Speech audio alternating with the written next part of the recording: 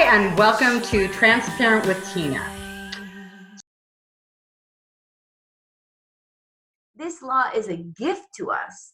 And then with the awareness of the gift, the awareness of how it works, then we can intentionally utilize this law for our highest and best interest, which is the highest and best interest of all. Right. I really want the viewers to understand that. When you talk about the law of gravity, and I've used the same analogy, that, you know, everybody believes in the law of gravity, okay? Whether you believe in the law of gravity or not, it works. So right. It doesn't matter if you believe in it or it doesn't work. So the same thing is true for the law of attraction, but people have a lot harder time believing that because... One of the reasons is because when you hear the law of attraction, we tend to be what previous behavior is where we were a victim. So it's like, why are they doing that? So in a why are they doing that, we are coming from a perspective that they're projecting onto us. But it's, wait a minute, let me go inward, realizing that this law responds to what I'm putting out there. So yes, it's a law of attraction, but go a little deeper and then refer to it as it's a law of vibration. What I'm vibrationally putting out there in the forms of my vibration, it can be in the form of the vibration of my words, my thoughts. So words don't create, but the energy and intensity that you say that word, that's what you're putting out there. So wait a minute, it's not somebody projecting into me. I got to go a step back now that I know how it works and go, what is it in me that is being put out there that is causing something of a similar vibration to come into me? And we're familiar with that with the example that if we're going somewhere and we're tense or we're late or we don't know where we're going or we're angry, that frustration, that anger, that resistance, that anxiety is going forward. And lo and behold, we hit every red light, I have found that it's so true. And when you're open and you're relaxed and you have no worries about getting there on time or finding the perfect parking spot.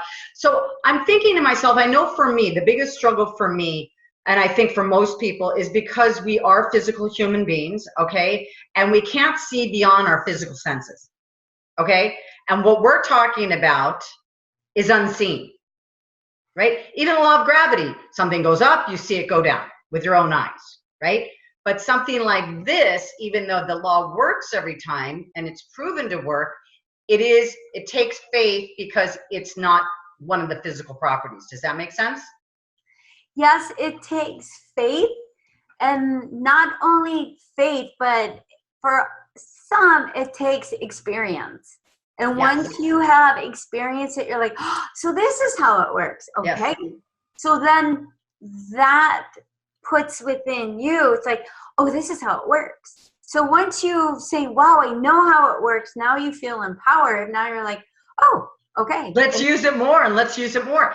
And you know, one thing that I found recently is that the higher that your vibration moves, okay, for me, the less tolerant I am of the lower vibrations. Like there was somebody that I talked to that I hadn't talked to in a couple of years. And it started off with like, how is everything? Oh, same old, same old. And it just went everything. The person was so unconscious of what was coming out of their mouth. It was like, I couldn't stay on the phone. It was like poison to me. Where maybe a year ago, I'd have been like, it's not the most pleasant conversation, but it was really like, I can't be in that space anymore. Right? Exactly. And then with the words, it's your choice not to be in that lower vibration. Yes. Your choice is to continue to maintain your vibration. And that is one of the most important things that we can do for ourselves, is to continue to take care of ourselves and feel good. Yes. So if that means eliminating our time and conversations with people that tend to focus on lack or conditions or victimhood, it's like, actually, we would do them more justice by saying, okay, have a great day, I gotta go, because that you're not feeding into it. Right. You're yourself are not feeding into it, but then you're really not allowing them to sit in their stuff. In their stuff either. Right. Exactly. Yeah. So, Now, Tracy, how does this affect your physical body and sickness and illness? Because energy, we need movement. Our body needs movement. So we need movement of energy. It's like if our blood stops flowing, we are on to another life. Okay. If the water in our body stops moving, we're on to another life. So our energy keeps moving. In traditional Chinese medicine and the governing meridians, it's once the energy is blocked, we start to feel that in pain, discomfort. So you have to keep the energy flowing physically. And as Carolyn Mace, who is the author of The Anatomy of Spirit and phenomenal in bioenergetics and energy and physicalness, she said in the future, we're going to be coming to our doctors and saying, the doctor's not going to be asking us, what is the physical condition you're experiencing? It's like, what is your story? And Louise Hayes is a pioneer. You go to Louise Hayes, Heal Yourself for Life, and it's like, wait a minute, I'm dealing with arthritis. So it's like, okay, so this is your affirmation to say. This is what's associated with. If you're familiar with the work of Dr. Bradley, and I have little inserts, it's like, okay, so wait a minute. It's my hip on the right-hand side. Well, your hip, those emotions are associated with certain, yes, exactly. Right. So it's like, wait a minute, let me address this. And in that, take it a step further and empower yourself more and go, wait a minute, my body's talking to me. So that's my energy. And energy is very subtle. And it physically talks to us subtle, but we don't listen to it. It's an example is if your passion is golf, it's like, wow, today I got my lower back and I have, it's like, well, tomorrow I'm going to start with 2 leaves. And at the 9, I'm going to add 2 more leaves. Yep. Right. And so we keep going to finally the body's like, you can't go anymore. And in ancient, whether it was the Indians, the Maztecs, Chinese, they considered the organs to be the governors of the kingdom of the body. So they would always address energetically to the organ, is the organ happy? And we have experience where for an alcoholic or somebody that has died of liver cirrhosis, their liver hasn't been happy for a really long time. So finally the liver's like, okay, can't take anymore. Mm-hmm. So going in and saying, what is it at the moment I'm currently dealing with? Yes. Right. And emotionally. So it's a situation or an experience, but there's emotions attached to that. Yes. And there's feelings attached to it that we don't have the emotional words to describe it. And how many times have we heard somebody when they say, like, Olympians, how do you feel? It's like, I have no words to express the emotions in my body or the feelings in my body. Somebody won the Oscars, like, I don't have the words. There's so much wisdom within our body that at the moment we don't have the human words to express it, but we have the human ability to feel it and to breathe into it. So it's like, as we work with children, we ask them, like, and they're angry, like, where are you feeling it in the body? You don't have to label it. So you don't have to say it's this or that. It's just like, well, it's in my back. Okay. And then, well, it feels a little tight. Or one little boy, he goes, it feels like, so breathe into that. So he's like, all of a sudden he was like, he goes, it doesn't hurt anymore. Wow. And you go, okay, that's great. So it's the ability for us to teach a younger generation of how to deal with the emotions and the energy that we go through life that we did not get in our generations, or as my mother said, in her generation. Mm-hmm. And then as with my aunt, so she has just finished her last chemo, and she said, so when I got it, I wanted to go, why me? She went, but what I did is, what is this lesson? What is my body teaching me? Yes, so exactly. Right. Embracing it. Where, you know, I'm a cancer survivor, and I never once said, why me? I looked for what it was teaching me. And, you know, I've said this many times, it was a blessing for me because it opened up my eyes to so many different things and just put me on a different level. But you know what, if you don't, you know, I think if we don't lean into something and resist something that we are meant to learn by it, it just causes all the strife and emotional pain and physical pain and everything else. It's, you know, the saying, what you resist will persist. And right. like you said, your body is trying to tell you something. And I've mentioned this too. I mean, I know people that get cancer and they just say, oh, just cut it out of me. And then it returns. It returns because that is not healed yet.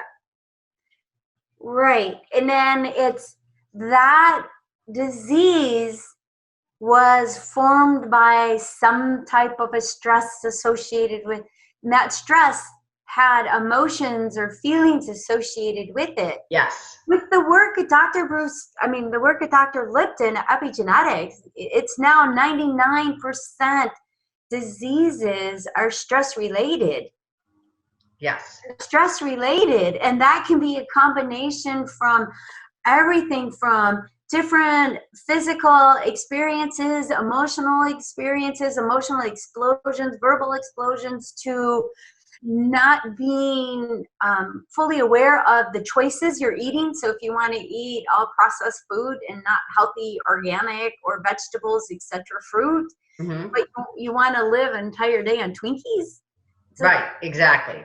Right. So you're stressing the body, or life, as they say. So what happened to you? Well, actually, life got in my way. Like, so the stress. Yeah. So it's going in and then being aware of the law of attraction and how the universe works. And as you perfectly said it, what you resist is going to persist. So instead of resisting and why me, it's like, I'm going to release my resistance. This is where I'm at. I'm going to embrace where I'm at. I'm learning every possible ability that will help me. Energy medicine, Western medicine, working the two together. They work in synergy. They're all a form of divine essence. Right. Then working through my mind, working through my focus, cleaning up my thoughts, cleaning up my negative self-talk, thinking up my negative beliefs, saying, wait a minute, I got those beliefs back when I was little and my brain, discerning brain, wasn't even fully developed. So I can choose my own now. I can let these go and choose my own. So you're encompassing your spirit, your belief, and your faith. You're encompassing your emotional well-being. You're encompassing your physical well-being, and you're encompassing the well-being with your mind, and working in unison with a higher source, working in a unison with your functional medicine team, working in a unison with your spiritual team, working in a unison with your mental wellness team, your energetic team, whether it's Reiki integrative energy therapy, Chinese medicine, there's so many different therapies. You're encompassing the whole picture, and you're encompassing all aspects of who you are, and then allowing and welcoming that healing. Is our people ask, are you a healer? It's like, no, I'm not a healer. Your body is the healer. Right. I'm a facilitator of additional divine energy into you, whether it's the tuning forks or the crystal sound bowls or Reiki or integrative energy therapy or Barbara Brennan or healings. I mean, the nurses, they even have the wonderful nurses trained in healing hands. Right. Allow me to be a facilitator, and then the person to welcome that healing, and then remembering that healing. As I have a cousin who has MS, and he said, I cannot remember how it feels to feel good. But he had to. That's just it. Everybody thinks that way. If you don't realize you don't feel bad until you feel good. Yeah, that's the truth. Right.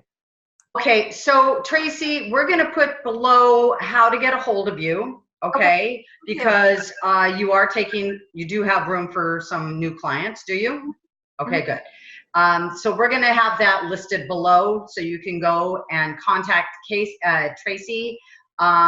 It's been amazing having you on. I'm just going to ask you one last question. What is your biggest takeaway? I think I know what it is. I've kind of gone over it. If you were to say there's one thing that will change your life almost immediately, what would that be? That would be just to be completely grateful. Gratitude. Just to be, not even just gratitude of waking up, but gratitude of being. Yes. Just That you're alive. Not even things that you have, but the fact that you're breathing and you have every day to start over and you have this moment and everything around you, right? Exactly. Everything. Just great, just complete gratitude for being, gratitude for being able to exist, and then gratitude for people, for relationships, for trees, for plants, for the green trees, because that provides us with our life force. Exactly. All well, gratitude. I think I'm going to have you on again because, we're just starting to scratch the surface, and I want to hear more about what you do with a client, because you mentioned the sound bowls and other things, and you have different tools. So I'd like to have you on again. Well, thank you. And okay. Thank you. It's been a treat, and my gratitude to you, and my gratitude to all of you watching. Thank you for your time. Thank you, Tracy. Okay, thanks for tuning in, and we'll see you on our next episode.